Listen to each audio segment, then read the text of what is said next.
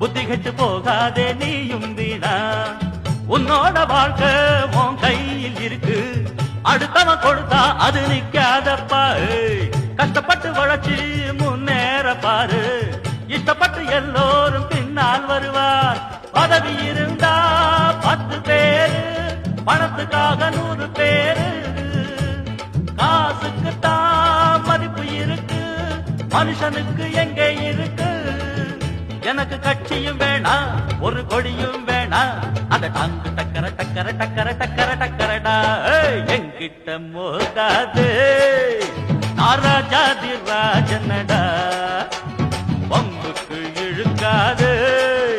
நான் வீராதி வீரனடா